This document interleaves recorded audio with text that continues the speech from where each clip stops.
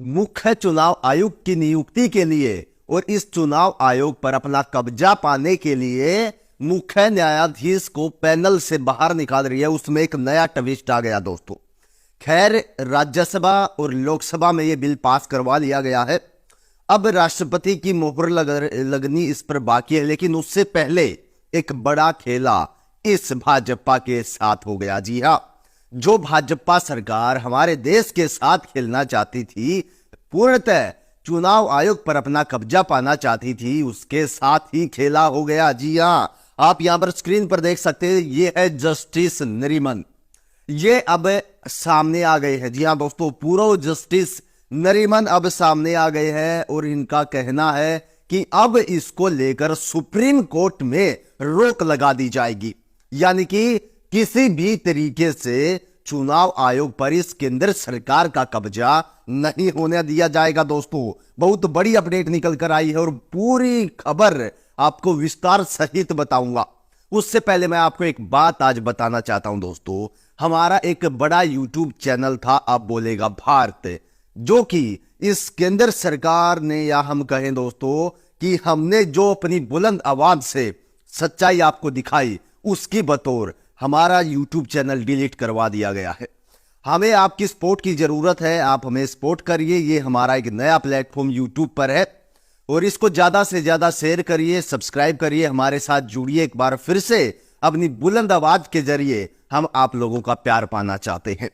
तो खैर, वापिस खबर पर आते हैं और इस खबर में हम आपको बताएंगे किस तरीके से इस केंद्र सरकार के अरमानों पर पानी फेर दिया गया है पूर्व न्यायाधीश ने। जी हां, यह सरकार चाहती थी कि 2024 में जो चुनाव हो उस पर जो देखरेख का काम करे वो इनका खासम खास करे, यानी कि चुनाव आयुक्त की नियुक्ति पर इनका कोई खास गद्दी पर बैठे। लेकिन उससे पहले सुप्रीम कोर्ट एक इतना बड़ा रोड़ा बन गया है कि इस केंद्र सरकार के अरमानों पर पानी फिर सकता। जी हां, जब कोई भी आवाज नहीं उठा रहा उस समय पर पूर्व न्यायाधीश सामने आए हैं जस्टिस नरीमन। जी हां, और इन्होंने ऐसा मुद्दा उठा दिया है कि आप सुनकर हैरान रह जाएंगे। इन्होंने वो गुत्थी सुलझाई है, वो गुत्थी सुलझाकर हमारे देश के लोगों को बताने की कोशिश की गई है कि आप समझिए कि 3 सदस्यों का ये पैनल है और 3 सदस्यों के पैनल में से प्रधानमंत्री उन्हीं के द्वारा चुना गया, एक उन्हीं का कैबिनेट मंत्री और एक leader of opposition.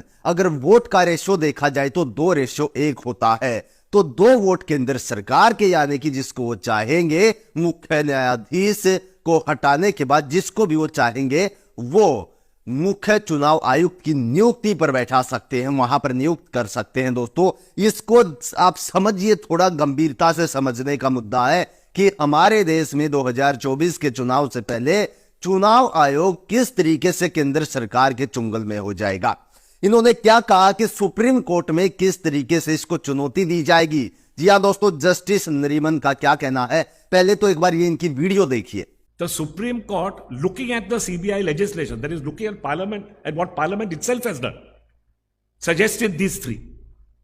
And these 3 get subverted instantly by your now passing a bill, and it will become an act in no time, where you will have 2 from the executive, Prime Minister and Minister, against the leader of the opposition, which is 2-1 always. And out goes the Election Commission. So there's not much point saying that you're going to appoint a person when you are not sure he's going to be independent. But give him the tenure of 5 years and that he can be removed. That is, the Chief Election Commissioner can be removed only like a Supreme Court judge. By the way, the other 2 election commissioners can be removed, but not like a Supreme Court judge. So long as the Chief Election Commissioner says that they may be removed, they can be removed. So the fulcrum, therefore, is the Chief Election Commissioner. And we have to see now how our court reacts when this bill becomes an act, and I'm certain that is going to be challenged.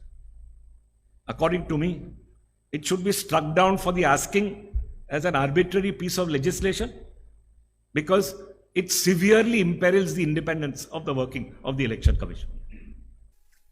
तो video आपने देखी किस प्रकार से इन्होंने खुलेआम सरेआम सबके सामने कहा कि यदि इस तरीके से बिल पर मोहर लगने के बाद कानून बन जाता है, कानून का रूप ये बिल ले लेता है, तो फिर आप चुनाव आयोग से या फिर जो हमारे देश के अंदर चुनाव प्रणाली है उससे अगर थोड़ी बहुत भी निष्पक्षता आप रखते हैं तो आप उसको भूल जाइए।